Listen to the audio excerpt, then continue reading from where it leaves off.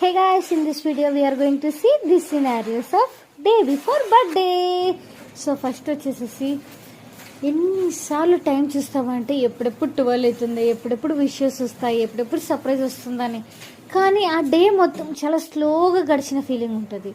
Second వచ్చేసేసి మన ఫ్రెండ్స్కి కాల్ చేసాం కదా, వీళ్ళు రేపు వస్తారా రారా, ఒకవేళ వస్తే ఎవరెవరు వస్తారు, ఏం గిఫ్ట్స్ ఇస్తారా అనే ఆలోచన.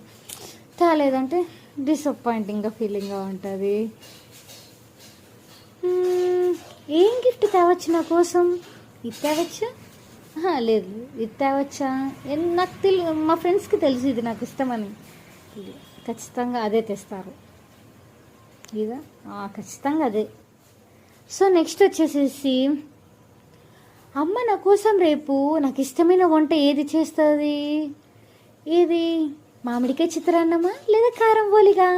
కారం ఓలిగే ఖచ్చితంగా, ఎందుకంటే అది నాకు చాలా ఇష్టం కాబట్టి.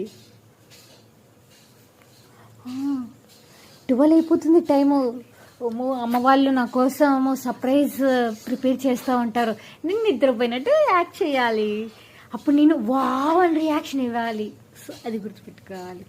ఇలాంటివి సర్ప్రైజ్ ప్రిపేర్ చేసిండొచ్చి నా కోసం, నన్ను ఖచ్చితంగా హ్యాపీ చేయడానికి ఏదో ఒకటి చేసింటారు. చేయకోకుంటే ఏదో ఒకటి. Let's wait and see guys.